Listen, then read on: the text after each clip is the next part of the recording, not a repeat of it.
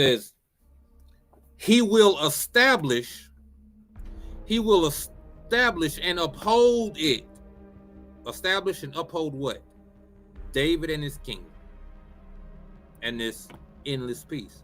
He will establish and uphold it with justice and with righteousness from this time onward and forevermore. So from his inception, it was laid. Right? They didn't have their own kingdom. They didn't have their own land again and sovereignty and all that. No. But he placed guidelines for justice and for righteousness.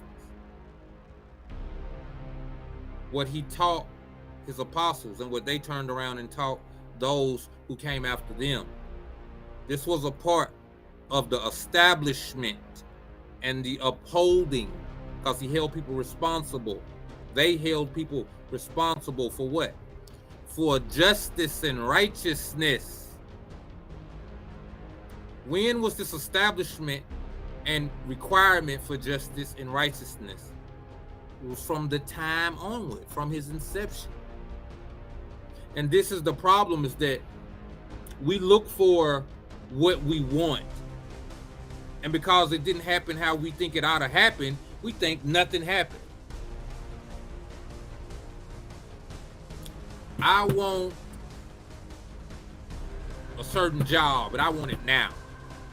J.G. Wentworth, you know what I'm saying? I want it now. And because we didn't get it and get it now, we think we'd lost.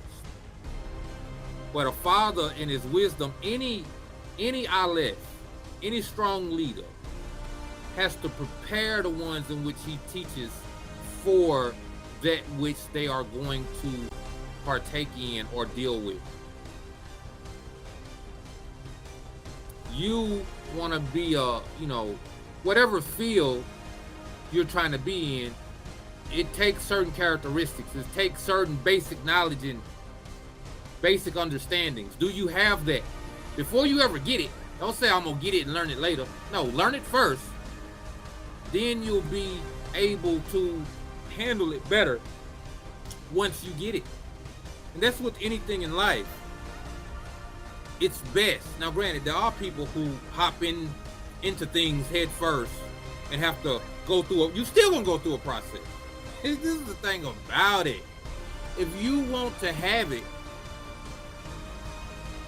rightly, then there's a process you're gonna have to go through. You either could go through it, you could study it and learn it beforehand, so that once you hop in, you have an easier transition, or you could hop straight into it, still have to learn it, but at the same time bear all of the hard difficulties you have to bear in order to learn what you could have learned in peace and shalom. Right? Because when you're studying, you can take a break from studying. You can't take a break when you're in the middle of it. When you're in the middle, you got to roll with the punches.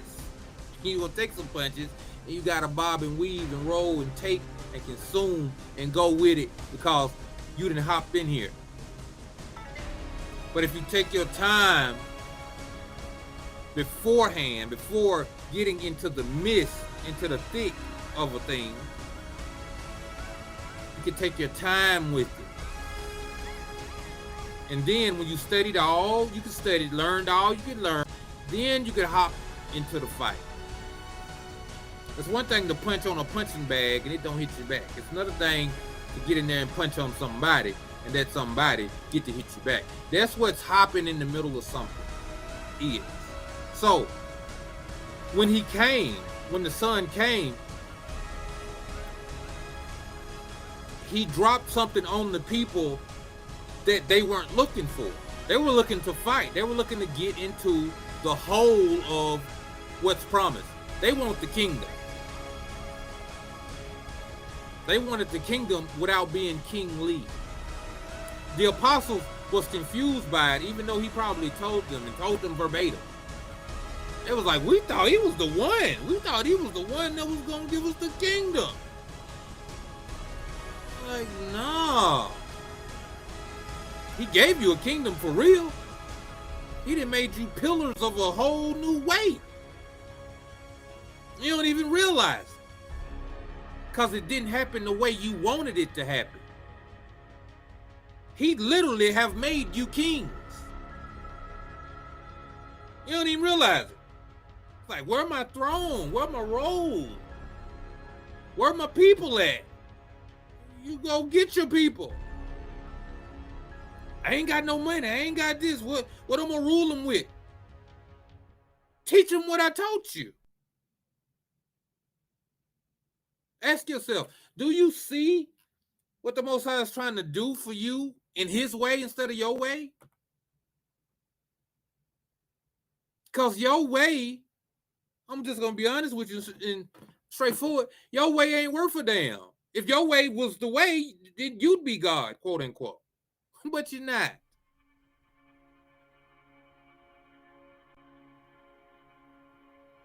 He will establish and uphold it with justice and with righteousness from this time onward and forevermore. The zeal of the Master of Hosts will do this.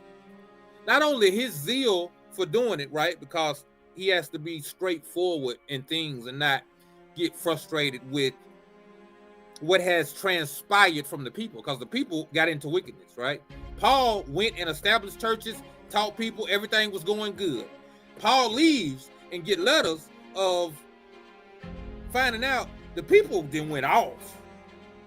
Man, these people sleep with each other. Why? These people doing it, these people doing that. Now imagine Paul is the Most High. You done came, established something, made covenants and treaties. Now you like, you know what?